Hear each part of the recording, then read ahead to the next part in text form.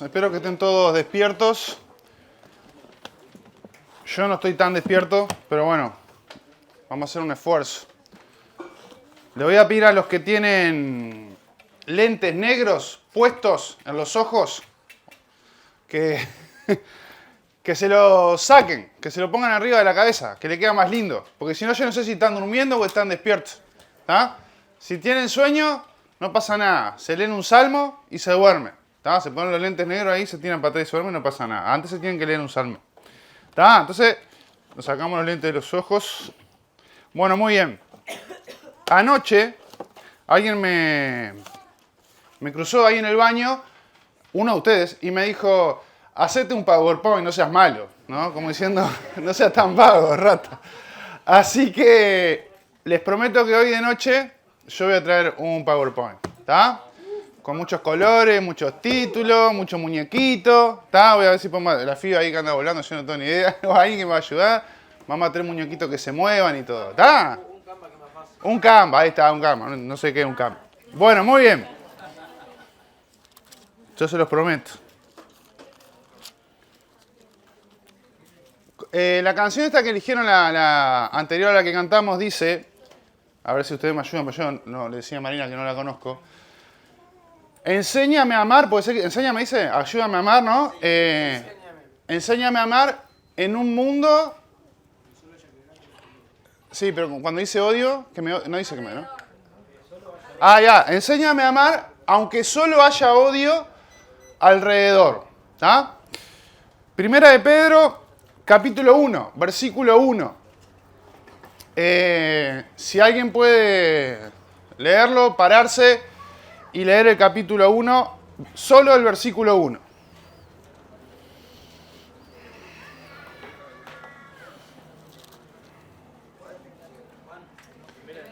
Pedro. Primera de Pedro, capítulo 1, versículo 1. ¿Sí? Dale. Pedro, apóstol de Jesucristo, a los expatriados de la dispersión en el Ponto, Galicia, Capadocia, Asia, Bitinia. Bien, muchas gracias. ¿Quién escribe? Pablo no, sí. Si vamos a leer primera de Pedro y escribe Pablo, estamos complicados. Bien, el apóstol Pedro. Bien, muy bien. ¿Está? ¿A quién le escribe? ¿A los? Una palabra rara ahí, que ahora la vamos a ver. ¿Dónde están los expatriados estos? ¿En? No entiendo nada. Levantando la mano. ¿Eh? En la dispersión. No son los de la dispersión, pero están en la dispersión. Bueno, en un par de ciudades ahí, ¿no? Ponto, Galacia, Capadocia, Asia y Bitinia. Bueno, voy a hacer dos referencias de carácter histórico. Yo sé que esto a veces aburre un poquito, pero lo quiero hacer porque le da sentido al texto, ¿tá? Si no, no lo haría. ¿Qué sabemos de Pedro? Pedro, judío, ¿no? ¿Sí? Profesión, pescador. Bien, hasta que aparece el Señor y le dice, bueno, Pedro, ahora, ahí va, te vamos a hacer pescadores de hombres. Bien. Pedro tenía ahí como una especie de pymes con el padre, ¿no? Una pequeña empresa, podríamos decir. No sé si tan pequeña, ¿no? Pero digo, estaba el padre, estaba Pedro, estaba Andrés, y cuando el Señor lo llama, Pedro y Andrés se van y queda el padre pescando solo. Yo no sé si tenía más empleado el padre o qué, la cuestión es que lo dejan ahí pescando solo y se va. ¿Está? Ahora, ¿qué más sabemos de Pedro? Sabemos que estaba casado, ¿no? Conocemos a su suegra, es mencionada. Sabemos la forma en que murió, ¿no? Crucificado boca abajo. Sabemos que antes de eso hicieron que él viera a su esposa crucificada también, ¿sí? Sin duda una vida completamente entregada al Señor. Negó al Señor 3 veces, ¿no? Sabemos un montón de cosas de Pedro. Ahora, ¿cuál es el dato acá que yo quiero hacer énfasis? Pedro era un judío y en hecho nos dice que era del vulgo, ¿no? ¿Se acuerdan de eso? ¿Se acuerdan más o menos? Tanto a él como a otros le dicen que eran personas que no tenían estudios, que eran ahí, bueno, despectivamente le podrían decir, estos son pescadores, ¿qué saben esto? ¿Qué hablan idiomas raros estos locos, no? Estos son unos pescadores ahí que se vienen a hacer los cultos, hablando idiomas, ¿no? ¿Por qué digo esto? Porque esta carta está escrita en griego. ¿Sí? Primera y segunda de Pedro. Pedro la tiene que escribir en griego. Aparentemente, algunos dicen que Pedro no sabía escribir griego y el que escribe la carta, o sea, el que hace de escriba, por así decirlo, es Silvano, que sí era griego. La cuestión es, ¿qué hace un judío, pescador, aparentemente no tan letrado, escribiendo una carta en un idioma tan complicado como el griego clásico? Y la respuesta es la siguiente: los judíos estaban perdiendo su identidad. Ya hacía muchos años que el judío se había hecho mestizo o mezclado, por así decirlo, como un poco avanzábamos ayer, con la filosofía griega, con las costumbres griegas. Y ellos estaban sufriendo una pérdida de identidad. Y en el primer lugar que se refleja es en su lenguaje y en su escritura. Sumado a eso, sí o sí, un judío tenía que saber griego para poder comercializar. Y vieron que los judíos con el tema de la comercialización son muy buenos. Aprenden el idioma que haya que aprender, ¿no? Con tal de comercializar.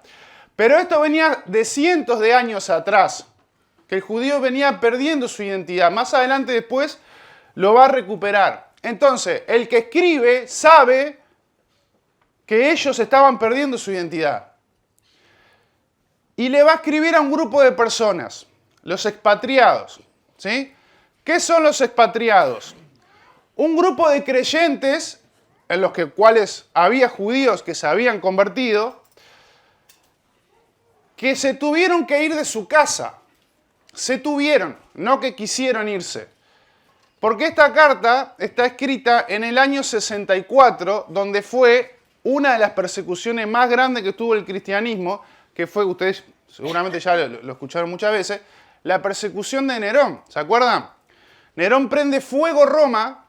Algunos dicen que porque estaba medio loco o porque ya no tenía lugar donde construir y él quería construir más edificios en su propio honor. Y como no había tanto lugar en Roma, decide prender fuego. Supuestamente él empezó como un incendio controlado, que se le llama, y la cuestión es que se descontroló, ¿no?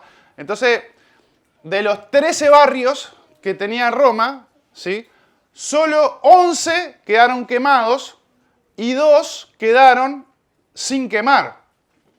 O sea, prácticamente enteros. ¿Saben quién vivía en esos 2 barrios que no se quemaron? Los cristianos. ¿Tá? Entonces, cuando quieren juzgar a Nerón, dice, vos, loco, se te fue la cadena. Nerón dice, no, pará, mirá estos locos. Se prendió fuego todo menos los barrios de ellos. Estos fueron los que prendieron fuego todo. Y manda a hacer una persecución muy brutal.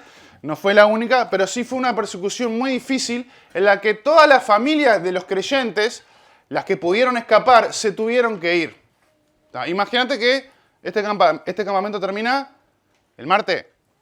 Vos llegás el martes a tu casa con el bolsito armado, te esperan tus padres afuera con el bolsito armado y te dicen, no desarmes el bolso, ¿no? Nos tenemos que ir. Ya está. ¿Y papá y al liceo? No, se terminó el liceo. Bueno, vamos arriba, vienen algunos de ustedes, ¿no? El trabajo, marchamos, perdemos el trabajo. Vamos a tener que trabajar de otra cosa. El Bobby, no, el Bobby se tiene que quedar ahí, no lo podemos llevar. El perro tampoco se puede ir, ¿está? Y vos obligadamente te tenés que ir y cambiar absolutamente de todo. Del lugar donde vivís, de los amigos que tenés, de los familiares que te podés estar rodeando, de todo lo que conocés, de todo lo que ya estás acostumbrado, marchaste, te tenés que ir. No hay vuelta. Bueno, eso le pasó a estas personas, a los expatriados. Y se fueron a estas ciudades griegas que encima tenían que pasar un monte que se llamaba el Monte de Tauro. Ahí hay un mapa que está buenísimo. Pero bueno, yo no sé cómo decirle a ustedes dónde es. Pero ¿vieron Italia ahí? Hagan una línea recta hacia abajo, o sea, cruzan el Mediterráneo. Y van a la derecha casi hasta donde está lo verde. ¿Está? Bueno, ellos estaban ahí en Roma, ¿sí? Entonces, ¿qué va a hacer Pedro? Le va a...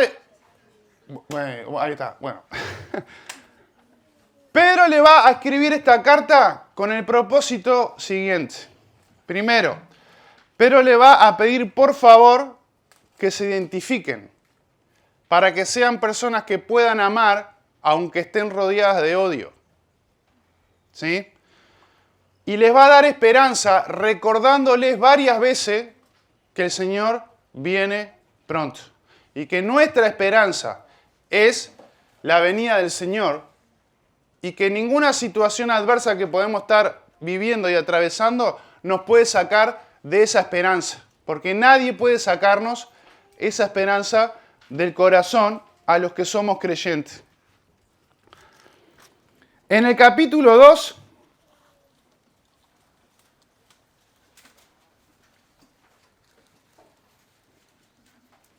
versículo 13, Pedro le va a hacer un énfasis muy importante y le va a decir, la forma en la que ustedes se van a identificar es a través de su carácter. ¿Sí? La gente de los lugares que ustedes van a llegar no los conoce, tal vez ni los quieran, porque no querían a los cristianos en ningún lugar. Van a tener que pedir un trabajo, capaz que no se lo dan, simplemente por ser cristianos. Van a maltratar a sus hijos, los van a despreciar a sus hijos, ¿no? Va a ser un tiempo de sufrimiento total. ¿Cuál va a ser la característica del cristiano? Rebelarse, luchar, pelear. A mí no me pueden ofender, ¿no? Esto es mi derecho, esto me corresponde. Están siendo injustos conmigo. No, nada de eso, ¿tá? Lo que Pedro le va a pedir a los cristianos es que logren identificarse como hijos de Dios a través de su carácter. Versículo 13 del capítulo 2 dice, por causa del Señor, someteos a toda institución humana, ya sea, ¿están leyendo ahí? Sí. Bueno, vamos a suponer que están leyendo ahí. Ya sea al rey como a los profesores. ¿No? ¿Dice eso? ¿Qué? Bien, sí, dicen por acá. La rebeldía no es una característica que tendría que identificar al cristiano. ¿Se entiende? Dios no quiere que seamos rebeldes. Ahora, Pedro lo manda a someterse a un rey que estaría siendo justo o estaría siendo injusto. Injusto, ¿no? Y dice, por el Señor, sométanse al rey. Y a los que son superiores. Uno puede pensar, el profesor de la clase. ¿Quién es la autoridad dentro de un salón de clase? ¿Quién es la autoridad? Es el profesor. ¿Ah? Entonces,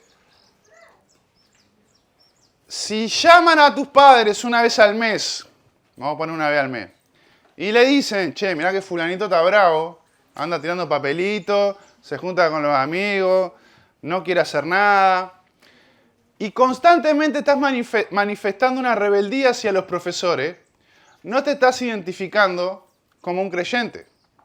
¿Se entiende? Estás teniendo una actitud que Pedro está pidiendo que no tengan, que no sean rebeldes hacia ninguna autoridad. Por eso dice, por causa del Señor, someteos a toda institución humana, ya sea al rey como a los padres. ¿También dice eso? ¿Sí o no? También dice eso. ¿Quién es la autoridad de la casa? Ustedes no son, ¿tá? El que está bajo sujeción de sus padres, de un abuelo, de un tío con el que esté viviendo, ¿sí?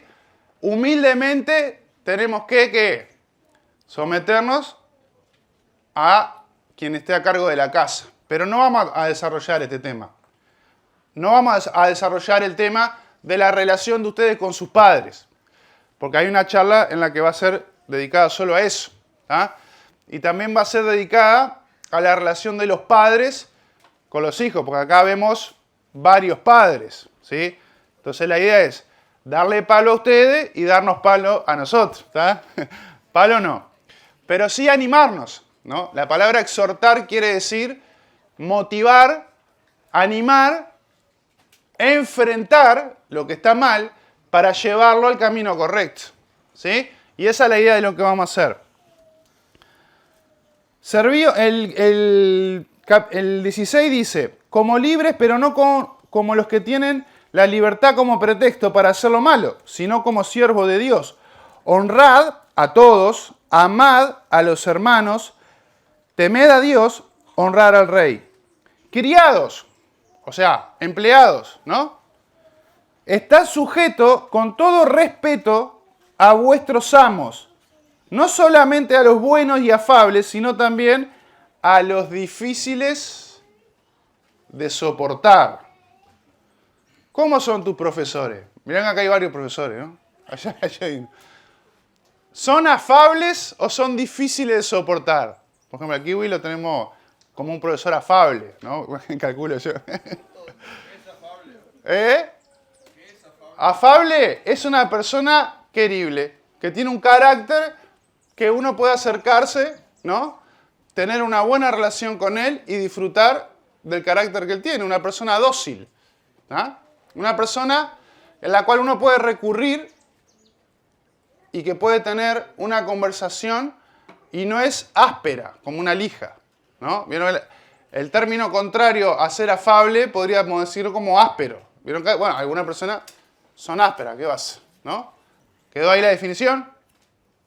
Bien, muy bien. Entonces, aunque no sean afables, aunque sean como una lija, eso no es una excusa para ser rebelde.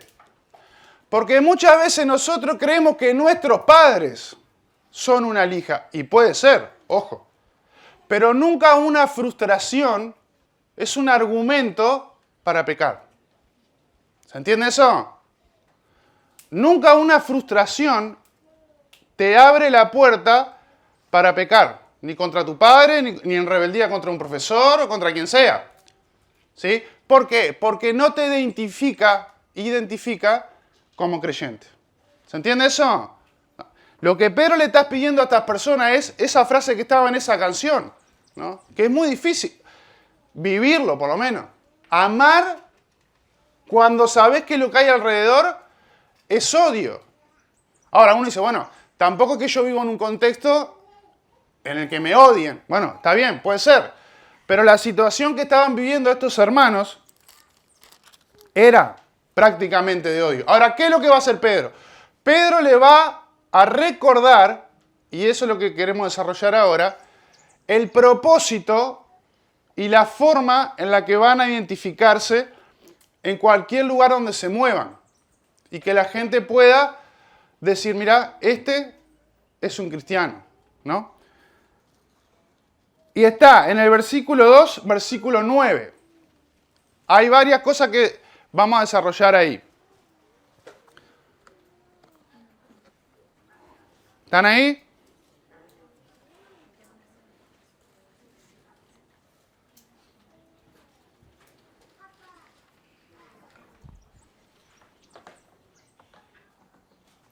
Bien, dice así. Mas ustedes sois, ¿qué dice lo primero ahí? Capítulo 2, versículo 9. ¿Ah? Mas ustedes son, bien, linaje escogido. ¿Qué es un linaje?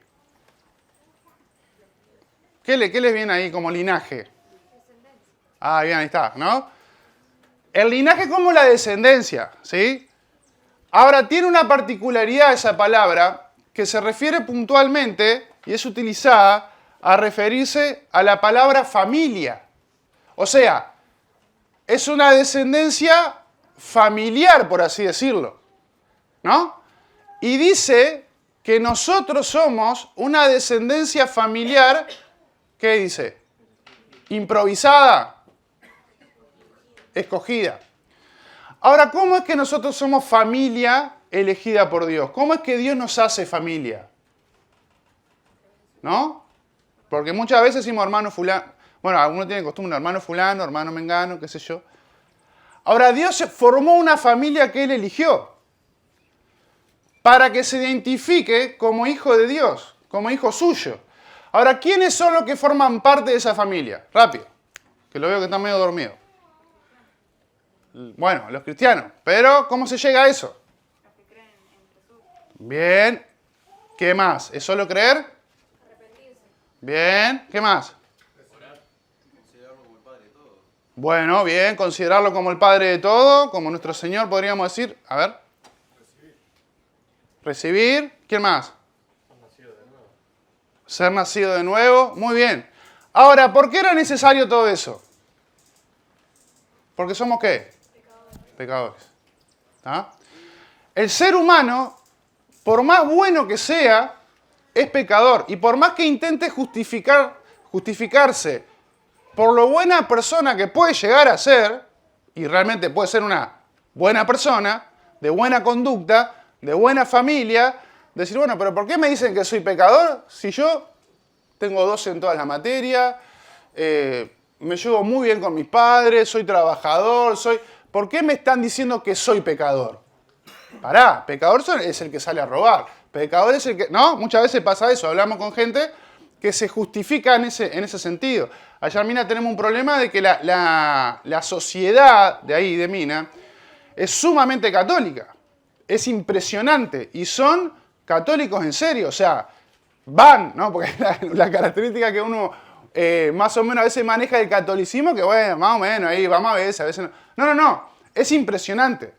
Ahora, ¿cuál es su justificación delante de Dios? Fui, ¿no? Puse la limosna.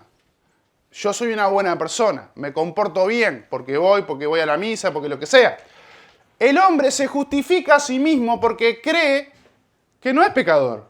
Ahora la Biblia dice que sí. Y nosotros creemos que lo que dice la Biblia. Entonces, Dios dice que somos pecadores y Dios nos manda a arrepentirnos. Creer que la muerte de Jesús no es solo un hecho histórico y no es solo un hecho injusto. Porque qué injusto cómo mataron a este hombre tan bueno. Y que no es un plan o un único plan de esta raza de judíos que decidió matar a este hombre tan bueno porque no estaban de acuerdo y porque los ponía en evidencia. La muerte de Cristo es el plan A y único plan de Dios para la salvación de las personas. ¿Para quién? Para el que es pobre en espíritu y reconoce su pecado delante de Dios y se arrepiente y deja que Jesús entre en su corazón y sea su Señor. O sea, el que maneja el volante, como decíamos ayer. ¿Se acuerdan? Esa persona es una familia, un linaje que Dios elige y va armando como familia. Entonces, ¿qué es lo que Pedro le recuerda? Lo primero que le recuerda son la familia que Dios armó, que Dios eligió. Eso es lo primero que le recuerda. ¿Qué es lo segundo? ¿Real qué? Sacerdocio. Un poquito más complicado. ¿Qué hace un sacerdote? ¿Se acuerdan? ¿Más o menos? Excelente, excelente. Un sacerdote en el Antiguo Testamento, y vemos algunos en el Nuevo, es esa persona que agarra el sacrificio, ¿sí? Lo pone en el altar e intercede, como decía el Salva, entre Dios y el hombre. Por eso Jesús es el sumo sacerdote. Porque después del sacrificio de Jesús por nosotros, ya no se precisa hacer más nada. Con ese sacrificio basta. Es suficiente. Ahora, ¿cómo es que nosotros podemos interceder por el pecado, la maldad o el odio, como decía la canción, de otra persona? Si nosotros no tenemos esa capacidad, no somos un sacerdote instaurado, ¿no? ¿Cuál es el ejercicio o de qué forma piensan ustedes de práctica que podríamos cumplir eso? Oración. Bien, ¿no? Podemos orar por las personas que sabemos que no están tomando a Dios en cuenta en su vida, ¿no? Podemos hacerle ver que son pecadores también y llevarlas hacia el arrepentimiento. Eso es lo que Pedro les está diciendo. Ahora, ¿a qué clase de persona? A los que me caen bien, a los que yo digo, mira, este loco merece salvarse. Este sí que es bueno, solo le falta ser salvo. ¿No escucharon eso? Mañana vamos a hacer eso. es rubio, es precioso, 1,80, solo le falta ser salvo. Como si fuese un detalle, ¿viste? No le falta nada, solo le falta ser salvo. Bueno, está, por eso lo dejamos para mañana. A todos, incluso a los que sé que no me quieren. Porque la salvación es para todos. No es para el que yo quiero arrimarle la salvación y que me gustaría que venga a la iglesia. O incluso que podría llegar a ser útil en la iglesia. Muchas veces decimos, ¡pah! Qué bueno sería tener acá, no sé, un contador. ¿No? Precisamos hacer bien las cuentas de la iglesia. Qué bueno que es mecánico. Yo digo, allá precisamos que se convierta en un mecánico porque estamos en el horno con los autos. Pero no es solo para eso. La salvación es para todos. Entonces, mi predicación, mi sacerdocio, lo que le está diciendo Pedro es, ustedes se van a identificar como hijos de Dios cuando ejerzan ese sacerdocio, cuando lleven a las personas a darse cuenta que son pecadores y que se tienen que arrepentir. ¿Qué más dice ahí? Nación, ¿qué? Santa. Nación santa. Uno dice, santo nosotros, ¿no? Estamos medio lejos. Pero como muchos saben, cuando Dios salva a una persona, lo santifica y nos hace santos posicionalmente. ¿Sí? Ahora dice que somos una nación santa. Pero el peligro que podemos llegar a correr con esto, que Pedro lo va a decir en un ratito, es creer que porque somos nación santa, siempre fuimos santos. Y que nadie se puede acercar a nosotros. Nadie que no cumpla el target de santidad que yo tengo y que yo exijo y que yo valoro, este no. De esta clase social, no. Somos todos santos, pero de esta clase social, ¿no? Somos todos santos, pero de esta característica. No, nación santa, apartadas para el Señor, para que podamos vivir para el Señor. ¿Qué más dice ahí? Pueblo. ¿Qué dice? Adquirido. ¿Qué es adquirir? Comprar, exacto. Un pueblo que Dios compró. Adquirido por Dios, no por una religión. No por una vida moral ordenada. No fuimos adquiridos por eso. No estamos atrás de una religión. No somos una religión. No somos buenas personas, ¿no? Y nada más. Dios adquirió a este pueblo que somos nosotros y que eran ellos. Y Pedro se los recuerda para que puedan identificarse como hijos de Dios. Ustedes son un pueblo, pero que Dios compró. Un pueblo que es comprado por Dios se rige bajo las normas ¿de quién? Del comprador, exacto, de Dios. Entonces, eso era lo que iba a impactar a la sociedad en la que se iban a empezar a vivir y a mover. Dice así, ¿para qué? Rápido, ¿para qué dice ahí? ¿Para? ¿Eh? ¿Anunciar qué? ¿De quién?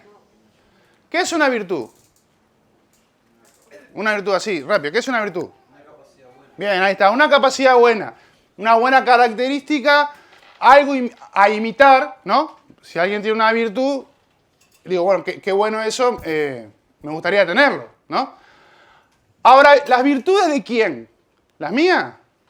¿Porque yo soy una buena persona? ¿Porque soy una persona que meto, que voy para adelante, que tengo capacidad? ¿Las virtudes de quién? Del que llamó. ¿Quién llamó? Cristo. ¿Quién me dice una virtud de Cristo?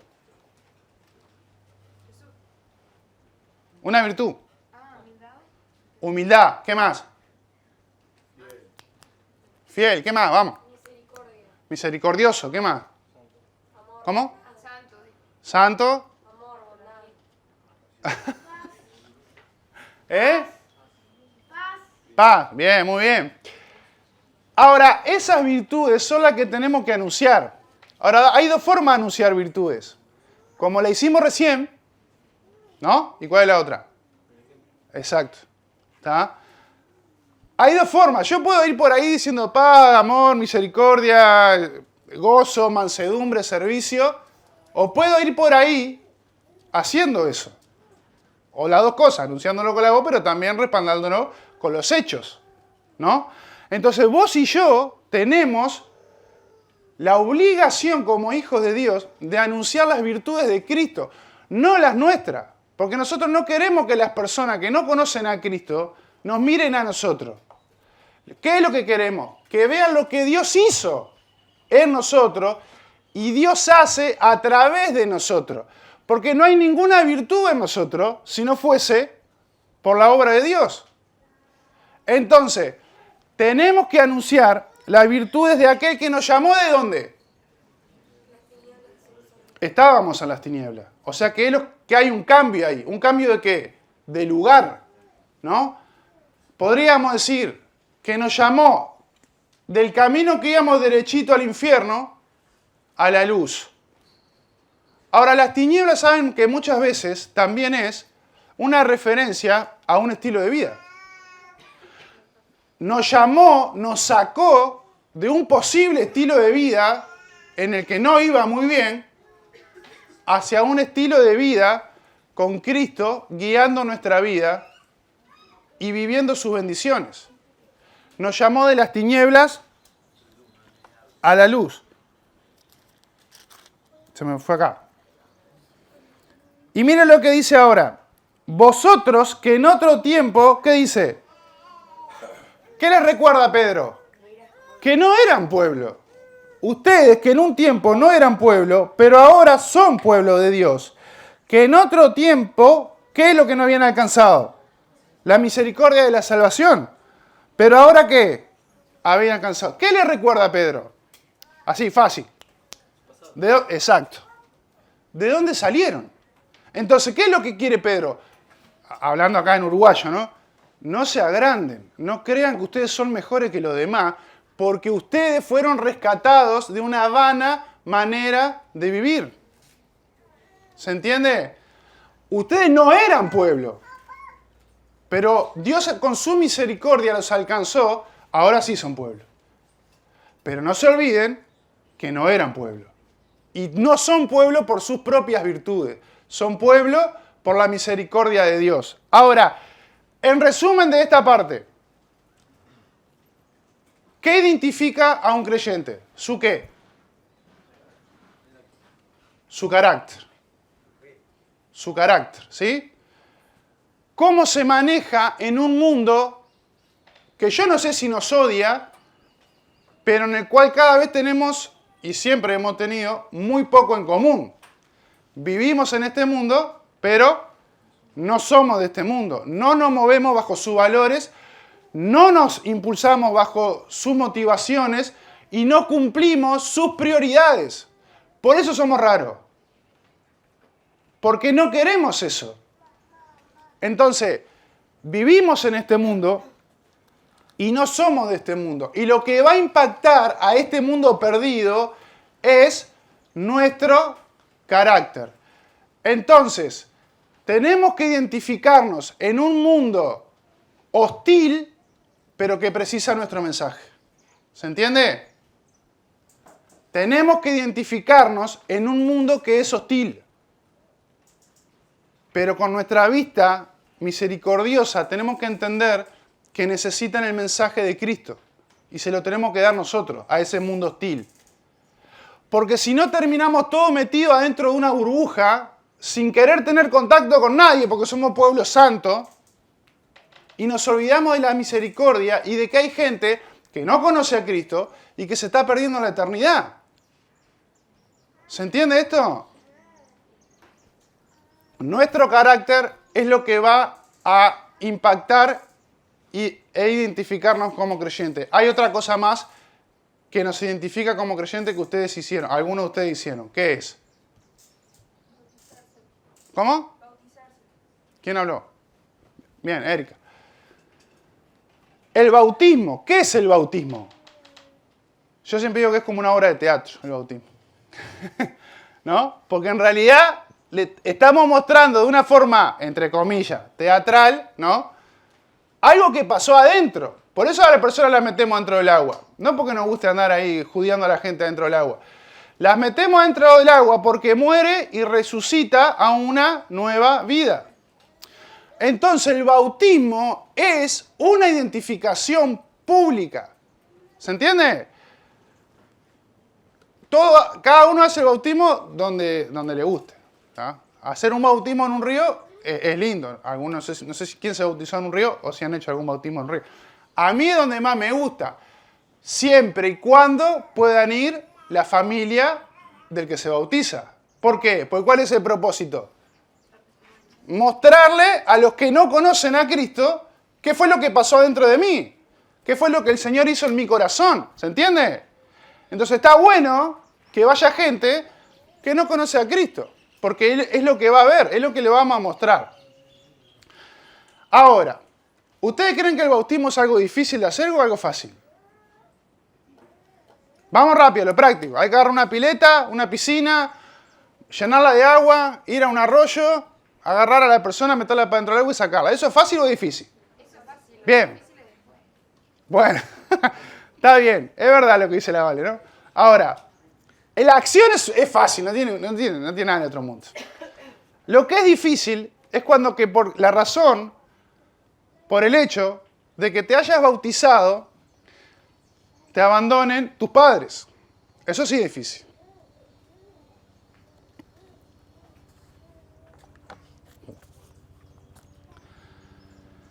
Cuando un judío se bautizaba y tenía una panadería, nadie más le compraba.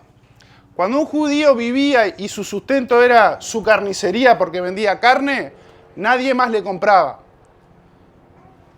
Cuando sus hijos se bautizaban, eran perseguidos. Cuando el imperio decía y mandaba que si la gente se convertía, tenían que ser asesinadas, tenían la posibilidad de dar marcha atrás en el bautismo y decir, bueno, lo dejamos para más adelante. Vieron que a veces pasa que no conseguimos fecha para bautizarnos, o sea, bueno, vamos a ver. Lo dejamos para más adelante, o se bautizaban igual y eran asesinados. La identificación con Cristo tiene un precio que hay que ver si estás dispuesto a pagar. Le voy a leer y con esto terminamos.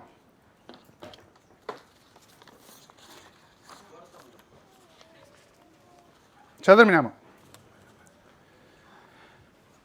Es un relato que hace una persona que se llamó Tertuliano. Estamos en el año 202 y 203. ¿Está? Tertuliano fue una persona que era un abogado. Ojo que no es el Tértulo de ayer, que era un chanta, ¿no? Parecido los nombres, pero nada que ver. Era un abogado apologeta que fue el que, como para que tengan una idea ahí, el que empezó a usar el término Trinidad. Porque él tenía que defender, él quería defender de que era Dios, Padre, Hijo y Espíritu Santo en una misma persona. Entonces dijo, bueno, ¿cómo hago para explicar esto? ¿Cómo hago para explicar que Jesús es Dios y es Espíritu Santo?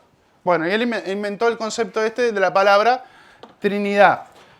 Pero él era un abogado que defendía a los cristianos que iban a ser juzgados por el imperio. A veces, algunos zafaba, o en vez de ser asesinado era torturado, y a veces no. Yo quiero leerle el bautismo de 4 adolescentes. ¿Sí? Dice así, el más famoso de los martirios, escuchen, hagan un esfuerzo para no dormirse, escuchen y ya terminamos, ¿tá? El más famoso de los martirios de esa época es el de Perpetua. Un nombre medio raro, ¿no? Y Felicidad, ¿tá? Perpetua y Felicidad, que tuvo lugar alrededor del año 203. Es posible que Perpetua y sus compañeros hayan sido montanistas. Esto no lo voy a explicar. Y que el autor que nos ha dejado el testimonio de su martirio haya sido Tertuliano. Pero en todo caso, lo que más nos interesa aquí es el hecho de que para recibir el bautismo, ¿sí? Esto concuerda con lo que hemos dicho más arriba acerca del edicto de Séptimo Severo. El edicto de Séptimo Severo decía lo siguiente. El que ya es cristiano, está, déjenlo. El que se convierte bajo mi mandato, muerte.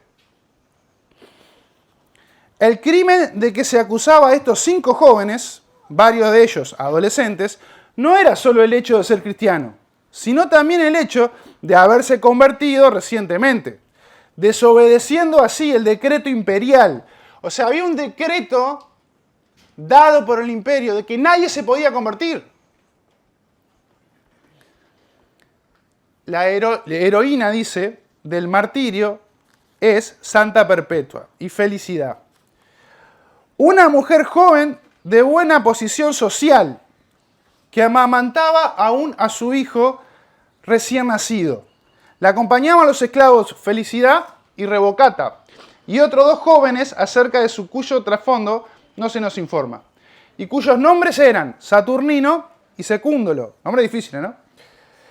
Buena parte del martirio está puesta en labios de Perpetua y es muy posible que reproduzca sus propias palabras. En todo caso, cuando Perpetua y sus compañeros fueron arrestados, el padre de Perpetua trató de convencerla de que abandonara su fe.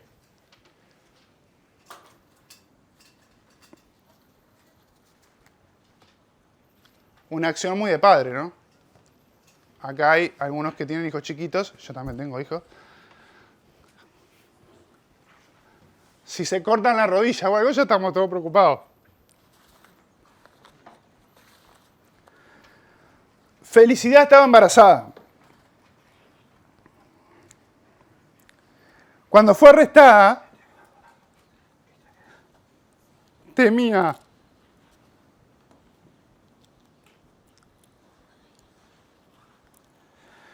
que por razón de su embarazo la perdonaran. Le perdonaron la vida. O sus compañeros. Pero según el martirio, este martirio es una persona que se le decía el martirio, sus oraciones fueron contestadas y al 8º mes de embarazo dio a luz a una niña que inmediatamente fue adoptada por otra hermana en la fe. Esto es el linaje escogido, la familia de la fe.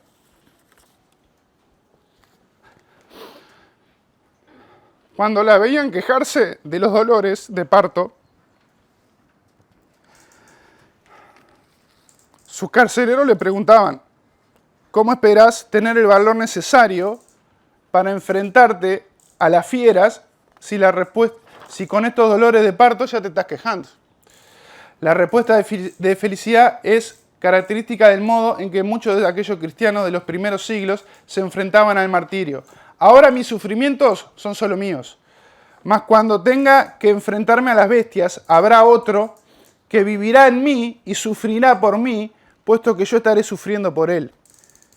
Los mártires varones fueron lanzados a las fieras y Saturnino y Revocato murieron rápidamente. Pero a Secúndolo ninguna fiera quiso atacarle. El jabalí que le soltaron, en lugar de atacarle, le hirió. Y le hirió de muerte a uno de los soldados. Cuando le ataron para que un oso le atacara, el oso se negó a salir de su escondite. Por fin el propio Secúndolo le anunció a sus carceleros que un leopardo le mataría de una sola dentellada, o una sola mordida. Y así fue. En cuanto a Perpetua y a Felicidad, les anunciaron que les tenían preparada una vaca furiosa para que las corneara. Cuando Perpetua fue corneada y lanzada en lo alto, sencillamente se ciñó más estrechamente su vestido, deshecho sobre sus carnes expuestas, y pidió que le permitieran recoger su cabellera, porque la cabellera suelta, como se la habían dejado, era señal de duelo, y para ella este era un momento feliz. Luego fue a donde yacía Felicidad, también herida por la vaca, la levantó a su compañera y preguntó en voz alta, que sorprendió a todos, ¿dónde está la famosa vaca? Por fin, desgarradas y sangrantes, las mártires se reunieron en el centro del anfiteatro, donde se despidieron con un abrazo de paz. Y se dispusieron a morir a espada.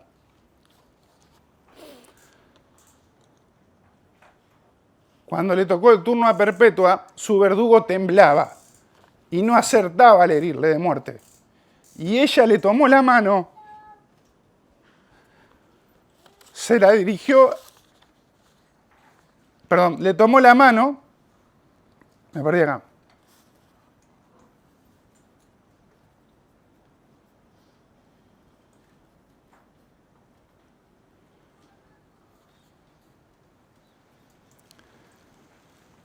acá, ella le tomó la mano y se la dirigió para que la hiriera en la garganta. Al llegar a este punto, el martirio comenta, quizás el demonio le temía tanto que no se atrevía a matarla sin que ella lo quisiera. Poco después, por razones que no están del todo claras, las persecuciones amainaron, aflojaron. Esto es un extracto de un libro que se llama Historia del Cristianismo, de Justo González, que no lo presto. Identificarte con Cristo va a tener un costo, siempre. No importa la edad que tenga, 17, 20, 40 o 70 años. ¿Estás dispuesto a pagar el costo? Cuando a Jesús lo quisieron seguir, unos discípulos ahí medio entusiasmados, les dijo, ¿ustedes me van a seguir? Sí, bueno, saquen la cuenta. Porque cuando una persona se pone a hacer una casa, primero lo que tiene que hacer es sacar la cuenta si está dispuesto a terminarla. Porque no sea que la deje por la mitad y pase la gente y se burle de que no pudo terminar la casa. El que no está dispuesto a tomar su cruz, que no me siga. Entonces, seguir a Cristo es hermoso. Es la vida más hermosa que podemos llegar a tener. Y dar la vida por Él también. Y aunque nosotros en esta época no tendríamos por qué atravesar algo así, tenemos que saber de dónde salimos. Porque todas las religiones del mundo conocen muy bien su pasado, sus historias y sus personajes emblemáticos. Y nosotros a veces ignoramos la nuestra. Esta es nuestra historia.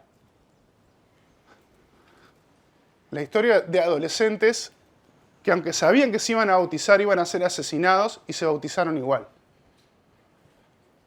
Pero no por el hecho de un bautismo con ganas de que termine y que nosotros terminemos hablando de ello. Porque estaban dispuestos a dar su vida por Cristo, aunque identificarse con Cristo le costara la vida. Hoy no sé si, espero que nunca nos pase nada de esto, a cada uno de nosotros. Pero si para vos que un compañero de clase se ría de vos porque vas a la iglesia te parece un martirio, hay que recordar un poquito la historia de dónde salimos. ¿Se entiende? Yo no digo que eso no sea feo. Que se rían de vos es feo. Ahora, si a vos te parece que eso es una razón por cual abandonar la fe, hay que recordar de dónde salimos. Hay que recordar ciertas generaciones. Entonces el desafío, chiquilines, es que a la edad que ustedes tienen, y nosotros también, estar dispuestos a identificarnos con Cristo, sea cual sea el costo, porque hay un mundo hostil que precisa el mensaje de Cristo. Y nosotros somos los responsables, y Dios quiso que fuéramos nosotros, los responsables de transmitir ese mensaje. ¿Se entendió esto un poco? ¿Sí? Bueno, oramos. Señor, queremos agradecerte por tu misericordia, porque nos has rescatado de una vana manera de vivir y nos has dado el propósito y el mensaje de la reconciliación.